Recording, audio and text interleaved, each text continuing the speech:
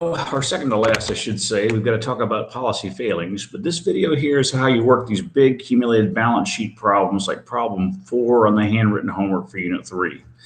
Let's kind of talk about these for a moment. The Federal Reserve System is, of course, a bank for the banking system. Every bank has got a balance sheet. The Fed has two primary assets, U.S. government securities. They currently hold about 9% of the U.S. federal debt, and loans to the commercial banking system. Remember that the Federal Reserve is the lender of last resort, and so they loan money to the commercial banks. Don't forget, they charge the commercial banks a special rate of interest called the discount rate. The Fed's three main liabilities are the reserves of the commercial banking system. Kind of like how your checking account is your money, but it's a liability to your bank. The commercial bank's reserves are their money. It's a liability to the Fed where it's at in the deposit there. CBS, by the way, if you didn't figure it out, commercial banking system. The United States Treasury used the Federal Reserve as its bank, and I sleep better knowing this because you wouldn't want the federal government putting trillions of dollars into Bank of America making a bunch of bad loans, and suddenly the U.S. government's Treasury Department has no money in it. No, the Federal Reserve is their bank. However, a little quick aside about this. This is a big liability. That's why it's here. It belongs to the government, not the Federal Reserve. But we're not going to see these change because the federal government, the President and Congress, deal with fiscal policy. This problem is about monetary policy or just money in banking, so you will never, on any problems like this, ever have the treasury deposits change. Last but not least, the currency that is circulating out in the world is treated as a revolving debt of the Federal Reserve because it used to be backed by gold. It's still a revolving debt, but if you bring an old $100 bill to the Fed over on Allen Parkway, they'll swap it for a brand new one. They don't have to give you $100 worth of anything, really. Just one more $100 bill to replace the old one.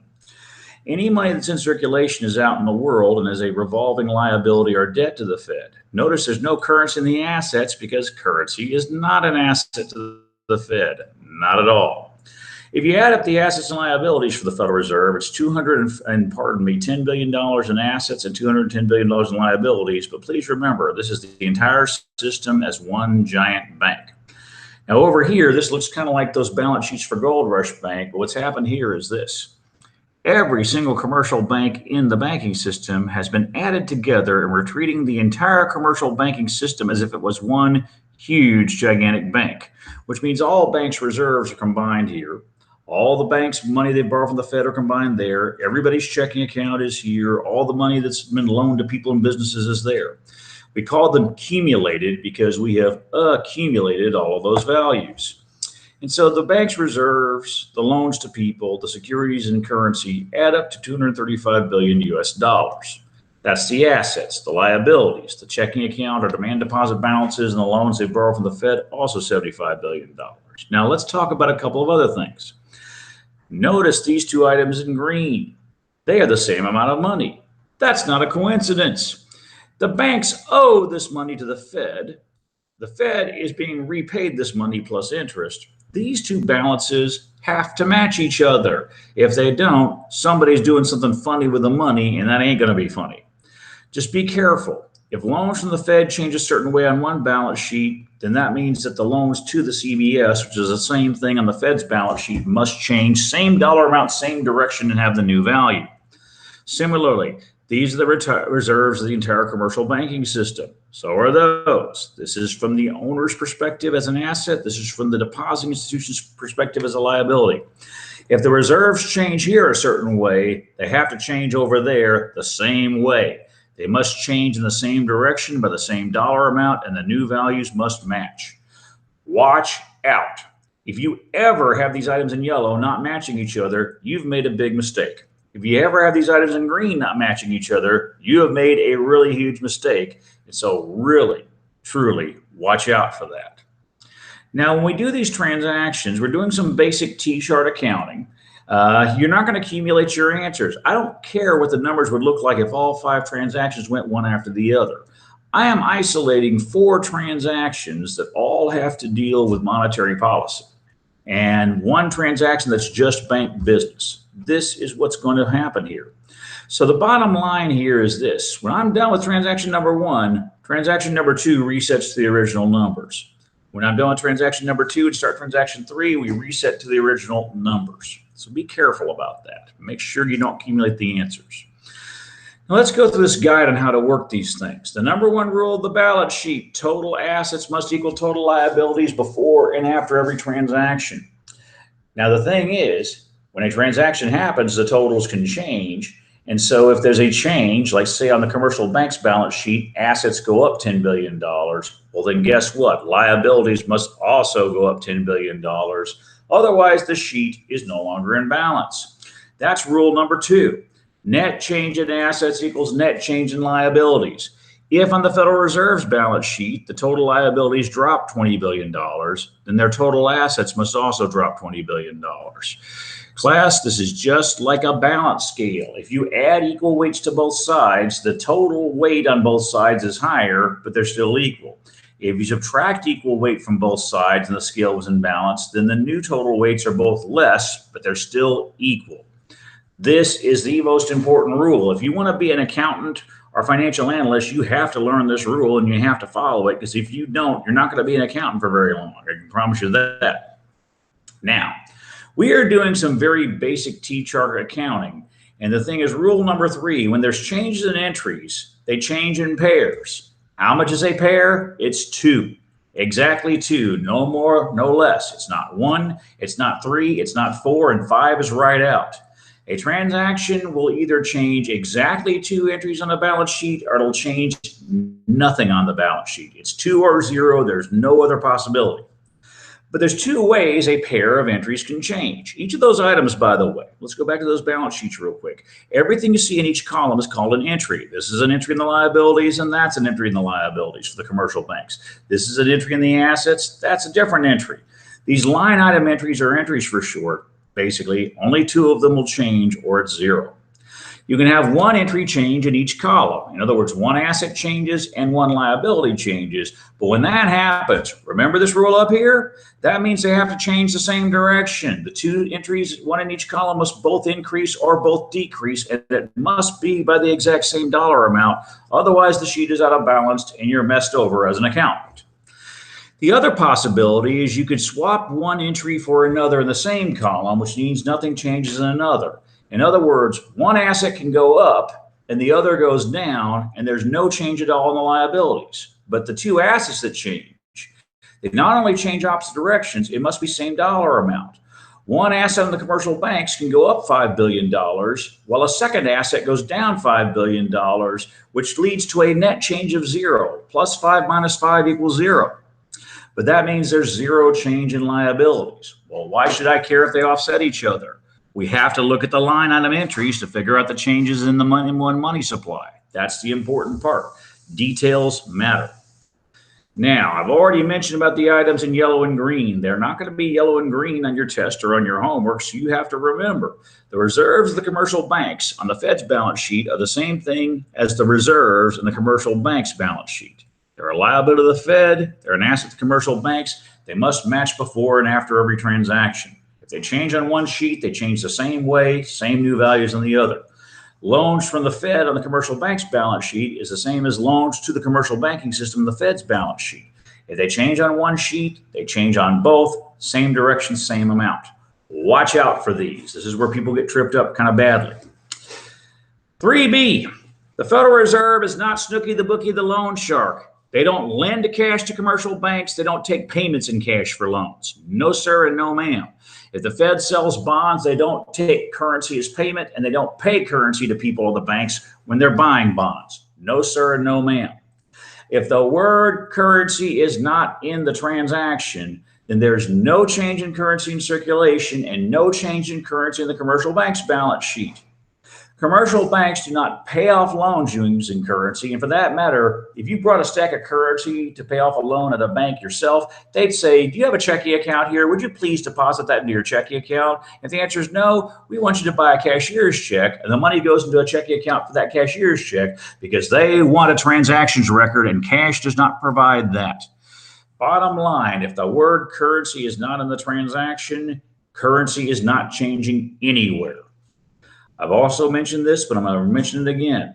Treasury deposits are not relevant to monetary policy. They are not relevant to bank business. They will never change in these kind of problems, and I'm not going to throw a curveball and make them change somewhere. Don't change the treasury deposits. The thing is, you're going to go through these balance sheets and fill in the answer blocks. And once you're done with all the answer blocks for the balance sheets for each transaction, you have to figure out the change in the M1 money supply. You start with a direct formula. M1 is equal to currency in circulation plus demand deposit accounts. There's $80 billion worth of currency in circulation, and businesses have $160 billion worth of demand deposits. If either of these two entries change, that is the actual M1 money supply, you know exactly if M1 is getting bigger or smaller. And if it gets bigger, M1 shifts to the right. If it gets smaller, it shifts to the left. But you check both of those entries first. Now, if neither of those change, you have to consider potential changes in M1 based upon lending, and that's where you check the reserves of the commercial banking system. But notice that condition, if and only if the direct formula, which we just stated, is not changing. The direct formula outranks reserves. Reserves only indicate potential changes in M1 because of potential money created or destroyed. The actual M1 is what's real. So let's kind of go over to this balance sheet and talk a little further. Make sure you print out another copy of these answer blocks here to answer problem 4 on the Unit 3 homework, because you're going to need those, but fill it in pencil. So we are going to get started here, and we're going to reason this out one step at a time. And we're going to start with transaction number 1. Notice the word currency isn't in there, so currency isn't changing anywhere here. It says because the Fed lowered the discount rate, commercial banks who already owe the Fed $75 billion are going to borrow an additional $4 billion from the Fed. We start with the commercial bank's liabilities. People can't borrow from the Fed, so the demand deposits aren't changing. However, banks can borrow from the Fed. They had borrowed $75 billion. They're borrowing $4 billion more. So that means the loans that they owe the Fed are going to increase. They will owe them more money by $4 billion. So let's show you how we're going to account for that in these balance sheets here. You use a delta here. Notice this says, first of all, delta liabilities. What's the change in liabilities? We only account for the entries that change. Since demand deposits aren't changing, you notice they're not mentioned in here anywhere. You have to have a delta first. Delta loans from the Fed is plus, it's increasing, $4 billion. You must include the word billion in the dollar sign, and the plus sign indicates it's increasing. 75 plus 4 would be $79 billion. The second thing, which does not have the delta, is what the new line item entry is. Loans from the Fed is now equal to $79 billion. Since there's no change in demand deposits, we're done with the commercial bank's liabilities, but remember the second rule of the balance sheet. The net change in assets and liabilities must be equal, which means one asset, remember only two entries change, one asset must increase by $4 billion. Now, the Fed is not a pawn shop. It's not a payday express. They don't lend currency, so currency isn't changing. There's nothing in here about banks lending money to people or buying or selling bonds, so that's out. Remember what I said before about the reserves. Anytime a bank does business with the Fed, the reserves are involved. Borrowing money from the Fed is doing business with them. And so the Fed has to distribute those funds to the commercial banks, so it puts more money in the reserves. So on the commercial bank's asset column in the answer blocks, you have to have first the change. Delta reserves increase, plus $4 billion. 85 plus 4 is $89 billion. That's the new reserves. Now, at this point in time, I'm going to start going, wah, wah, wah, red alert, red alert, red alert, something to watch out for. Class, the reserves have to be the same on both balance sheets. Similarly, the loans from the Fed have to be the same on both balance sheets. So here's where you got to watch out. Let's move to the Federal Reserve balance sheet. We've got the two entries for commercial banks. Reserves of commercial banks on the Fed's balance sheet is the same as reserves on the commercial bank's balance sheet. It has to match what happened here, but you need to use the correct terminology. Delta reserve CBS plus $4 billion, matching what we saw here. Reserve CBS equals $89 billion, matches what we saw there. Remember, these are the same accounts represented on two different balance sheets, that of the account owner, the commercial banks, versus that of the depositing institution, the Fed. Now, going back to the Fed's liabilities, treasury deposits won't change what we work with, and currency is not in there. The loans to the commercial banks on the Fed's asset side, however, is the same as the loans from the Fed on the commercial bank's liabilities. These two items in green must match. If they change on one, they must change the same way on the other. We've had a liability go up $4 billion to the Fed. We also have an asset going up $4 billion to the Fed. Change in loans to commercial banks matches change in loans from the Fed in the other sheet, plus $4 billion. Loans to commercial banks equals $79 billion, matches both balance sheets. And now we're done with the answer blocks. So now we have to figure out the change in M1. Let's go back to the sheet and let's recall. We checked the formula first. Look at your answer blocks. Is there any change in currency in circulation? I'm not seeing it. Is there any change in demand deposit accounts? I'm not seeing it. So the direct formula fails. What do we check next? We check the commercial bank's reserves.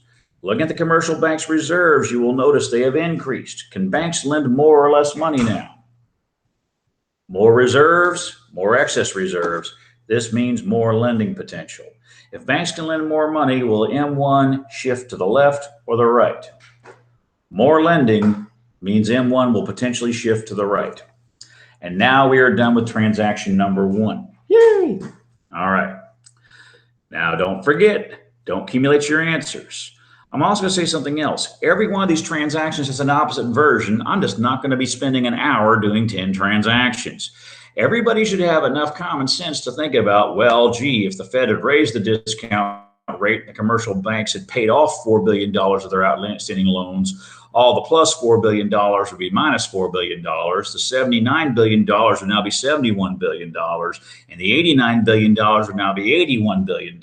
And last but not least, M1 would have shifted to the left. Stretch your thinking. Rewrite all 4 of these transactions on your own time as the opposite of what they were and produce the results that'll be the opposite of what we just saw. We're on transaction 2. We are not accumulating our answers. The Fed is selling securities to the public. The Fed has securities, but it's going to sell 7 billion of them to people and businesses, not commercial banks. The people and businesses are going to buy the securities from the Fed. The Fed is selling, they're buying, and they're going to write checks off their checking accounts. And those are called demand deposit accounts. But class, red alert. These securities here do not belong to the public. They belong to the commercial banks. These securities I've highlighted in gray do not change because the Fed is not trading securities with the commercial banks.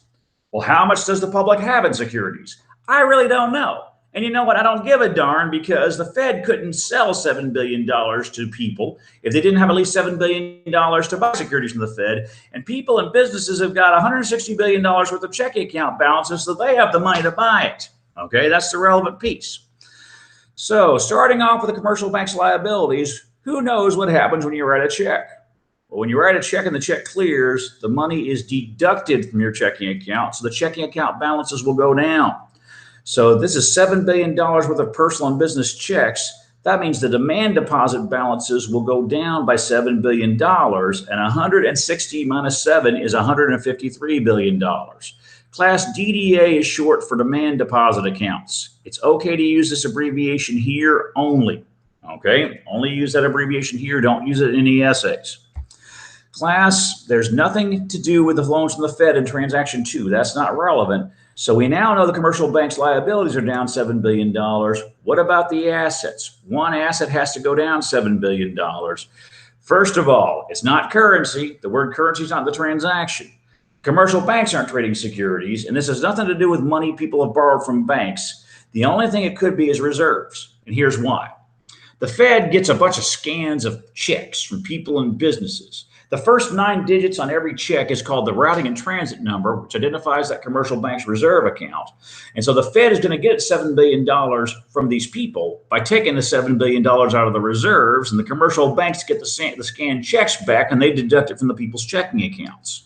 So the reserves are going to decrease. Remember, since liabilities went down $7 billion, assets must go down. And so the commercial bank's reserves go down $7 billion. And 85, not 89, remember, we do always reset to original values. 85 minus $7 billion is equal to $78 billion. We've got 2 entries changing on the commercial bank's balance sheet. We're done with their balance sheet. But remember, this has to match on both balance sheets. I don't even need to scroll back up. The reserves of CBS on the Fed's balance sheet are the exact same as the reserves on the commercial bank's asset side. So they have to both be matching each other on the two balance sheets. They both drop $7 billion, and they both will now equal to $78 billion. So that was a very easy thing to do. But again, the U.S. Treasury isn't involved. Currency is not mentioned. So the next thing that's changing is an asset. The Fed was selling securities. Last I checked, if you have something and sell some of it, you have to give what was bought to the person who bought it. So the Fed securities are going to have to drop $7 billion by simple logic. But beyond that, notice the Fed's liabilities drop $7 billion. That means the assets must also drop $7 billion. Please, please, please don't forget rule number 2. For any balance sheet, the net change in assets equals net change in liabilities. So the Fed's assets must change the same direction as their liabilities. They must drop $7 billion. So the specifics, the Fed securities balances drop $7 billion, and the new value is 135 minus 7, $128 billion.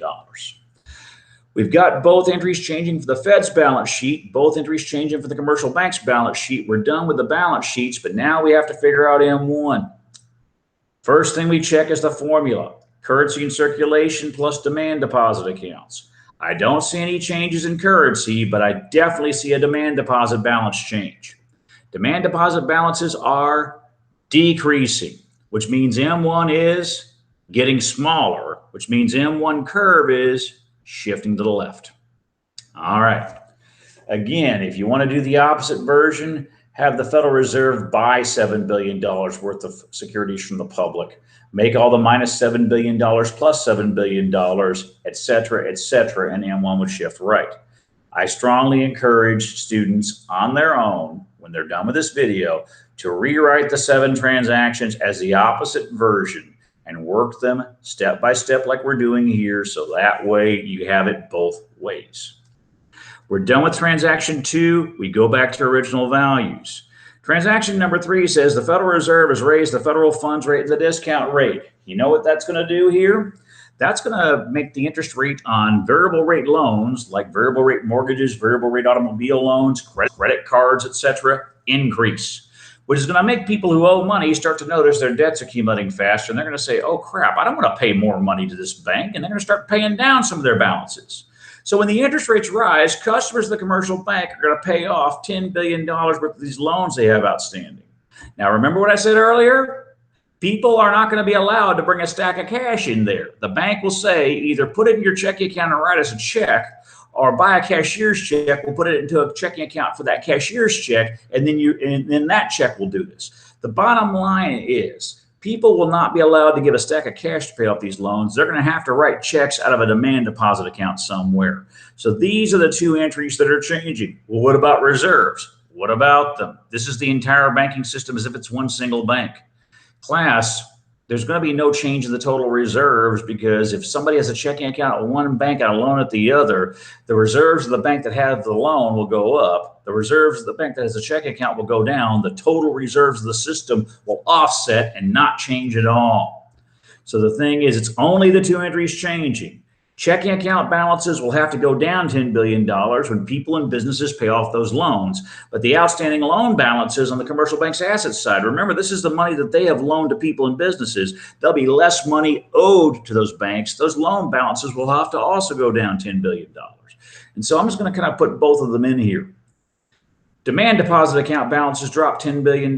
Demand deposit account balances now equals $150 billion. Loan balances on the asset side drop $10 billion. 58 minus 10 is $48 billion. Now, we're done with the commercial bank's balance sheets, but notice something else. The reserves didn't change, and there's nothing changing on the Fed's liabilities. Currency was involved, treasury deposits were involved. Nothing's changing any of this stuff over here. But also the Fed wasn't involved on this side either. So what do? Well, you don't leave it blank. If you leave it blank, that's what Patrick Starwood would do. I don't know, SpongeBob. If you know there's no change in a section on a balance sheet, it is absolutely required you put this expression, no changes, on that balance sheet. That is not optional, folks. That must be done. Absolutely no changes are taking place here. And the reason why is because of the fact that the Federal Reserve actually really was not, involved in this transaction, not in the least here. The Federal Reserve had zero to do with this transaction, and so as a result, no changes. Now, what about the M1 money supply? Now, we start with a formula. I'm not going to go back to it anymore. The formula is currency in circulation plus demand deposit accounts. And there's no change in currency in circulation, but there's definitely a decrease in demand deposit accounts. That means there's less M1. So the M1 money supply will shift to the left. Boom. All righty. Class, I wanted you to see that the Federal Reserve is not a direct party to a transaction. If the transaction is between the banks and their customers, this can still make the M1 money supply shift. The Federal Reserve was the motivator for it when they raised interest rates, and people that owed a bunch of money to banks were like, oh, crud, we're going to have to pay more money. We better pay some of these balances off so that we don't have to owe as much. But remember, opposite versions, the Fed could have lowered those interest rates and people borrowed more money. Again, be mindful of the opposite version of every single transaction. All right, we're back to the original numbers and we're on transaction 4. The Fed is engaging in another open market operation. What are you talking about? Anytime the Federal Reserve is buying or selling securities, those are open market operations. I've highlighted transaction 2 and transaction 4 because these are both examples of open market operations. The Fed could sell securities to the public. They could buy securities from the public. The Fed could buy securities from commercial banks. They could sell securities to commercial banks. But this here, it's very important to notice who the Fed is buying or selling from. Okay? Commercial banks have securities. The Fed's going to buy them. The Fed's going to have to pay for them by giving the commercial banks more reserves. That means the reserves will change on both balance sheets. But remember, since the Fed is buying securities, their securities will have to change as well. These items I've highlighted in gray are the only items that change, but notice it's 2 assets for the commercial banks changing, 1 asset, 1 liability for the Fed, and no liabilities are changing at all for the commercial banks. Customers' checking accounts aren't relevant. And class, you can't use a bond to pay off a loan from the Fed, and the Fed doesn't accept bonds as payments. There's no checking accounts and no loans from the Fed changing on the commercial bank's balance sheet. So what goes there? If you leave it blank, that's, I don't know, SpongeBob. But we know there's no changes, so we have to say there's no changes. Now, the Fed is buying securities in the commercial banks. That means the commercial banks are selling. They're going to have to send $10 billion worth of securities to the Fed. Their securities balances will drop $10 billion and become $45 billion. However, the Fed will pay the commercial banks for putting money in their reserves. The reserves will go up $10 billion when the Fed pays for those bonds from $85 to $95 billion. And so in one fell swoop, thanks to pre-typing and doing this all in white, I've got everything here. The commercial banks, wait a minute, was it, oh, it's $12 billion. I said $10 billion. I apologize. It's $12 billion in both cases. The reserves go up $12 billion to $97 billion. And I've already highlighted in yellow because it has to match on the other balance sheet. And the securities goes down when the Fed buys them. Notice the net change in assets is 0. But notice also the commercial banks have fewer bonds and illiquid or non-spendable asset. And they have more reserves, which are lendable and therefore liquid. The net change in assets is 0, but these 2 entries changing means the bank has more lending potential. We'll get to that in a second. We'll get to the Fed's liabilities next because it has to match both balance sheets. Reserves of the commercial banks are the same as the reserves on the commercial bank's asset side. They are both going up $12 billion. They both must be $97 billion. There's no change in treasury deposits or currency in circulation. The Fed is buying securities. If they have some securities and they buy securities, they will have more. The Fed securities balances will go up by, how much was that again, the correct amount? $12 billion. And 135 plus 12 is $147 billion. All right. Let's remember, how do we determine the change in M1? Was there a change in currency in circulation? No, sir, and no, ma'am. Was there a change in demand deposits? No, sir, and no, ma'am. So what do we check now? If you said reserves, you were correct. The banks have got more reserves. Can they lend more or less? If you said more, you are correct. If there's more lending, that means more money gets deposited somewhere, which means M1 does what? M1's going to get bigger, which means it's going to shift to the right. Okay. Now, some quick comments before we go to transaction 5. Again, the Fed could have sold securities to the commercial banks. All those plus 12s would be minus 12s and vice versa. M1 would have shifted left, yada, yada. But these first four transactions are all monetary policy. In transaction 2 and transaction 4, the Federal Reserve was engaging in open market operations. In transaction 1 and transaction 3, the Federal Reserve was changing key interest rates. In transactions 2 and 3, I want you to notice the M1 shifted to the left. Transactions 2 and 3 were what kind of monetary policy? There's no such thing as contractionary. The Fed was using tight monetary policy because the M1 money supply shifted to the left. Now, transaction 4 and transaction 1, the Fed was using what kind of monetary policy? They were shifting right, so that means easy monetary policy. Now, transaction 5 is the only transaction that has the word currency in it. So finally, currency is going to change on some balance sheets. But here's the thing. Transaction 5 is not monetary policy. Remember what I said before is that M1 changes when the Federal Reserve uses monetary policy, but I've also said it changes when the banks are doing business as part of the typical behavior they do. Now, there's a holiday weekend, a long holiday weekend coming up around July 4th. And commercial banks will need more cash, more currency, because people will make more cash withdrawals to do things like go tubing on the lake and buy sodas and beer and whatnot, because there's some businesses that still prefer cash. So commercial banks already have $47 billion worth of currency, but they've decided that the ATMs and withdrawals will require $2 billion more currency, which means the Fed is going to have to release $2 billion more currency into circulation. But remember, they can't just give the bank $2 billion of currency for free. Think about your checking account for a moment. If you need more currency, you go to the bank and withdraw from your checking account. The cash in your wallet goes up. You've got more currency. But when you withdraw from your checking account, what happens to that balance? Your checking account balance decreases. The commercial banks don't do a withdrawal. They're ordering currency. The Fed will deduct the $2 billion from the commercial bank's reserves. So I want you to notice what's happening here. We've got two liabilities changing for the Fed. We've got two assets changing for the commercial banks. What goes on the commercial bank's liability side? No changes. What goes on the Fed's asset side? No changes. And notice that the liabilities for the Fed will change same direction, opposite amounts, or opposite direction, same amount. Let me rephrase that. For the Fed, same dollar amount, opposite directions on liabilities, and for the commercial banks, same amount, opposite directions on assets. Remember rule number 2 about the net change in assets and liabilities. So commercial banks' liabilities, no changes. Commercial banks' assets, the amount of currency they have will increase. When the Fed sends Paul Blart and his crew out in those armored cars with the $2 billion worth of currency, they will have $2 billion more currency in their possession. But the Fed must be paid for that currency. The Fed deducts the money from reserves. That's something that has to be the same on both balance sheets. Don't forget it. The Fed's assets have no change. Let's talk about the Fed's liabilities now.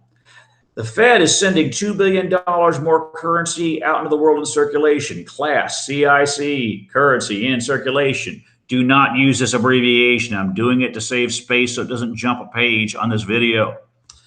Currency in circulation increases $2 billion. But remember, the commercial banks are paying this out of reserves. Let me unhighlight that here. The reserves of the commercial banking system match on both balance sheets. Those are both decreasing and both equal to $83 billion. Notice liabilities offset. One liability goes up, one goes down by $2 billion for the Fed. Net change is zero, but there's more currency in circulation. For the commercial banks, one asset goes up $2 billion, the currency. One liability goes down $2 billion, the reserves. Net change of zero, but they have more currency. So how is M1 changing? Well, we finally saw this part change. What did it do? It increased. So as a result of this, since there's more currency in circulation, there's more M1, and M1 does what? It shifts to the right. So these here are some typical transactions commercial banks would be doing with the Federal Reserve System. Now, real quick aside as we wrap up.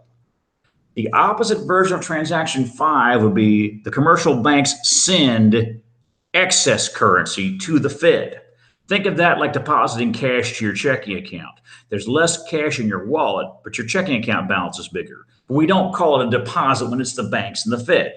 The banks send currency to the Fed. The Fed credits the reserves, but it takes money out of circulation. That would be the opposite version of this. So alrighty then, we have gone through all of our transactions. We've talked about the opposite versions, and hopefully this will make the final problem easier to do. So alrighty here, let's wrap this sucker up. Again, this was done mainly as a favor to the online students because, again, you don't get the full lecture walkthrough, but even the lecture students face-to-face could use this here. I hope this is helpful to y'all. Thank y'all very much.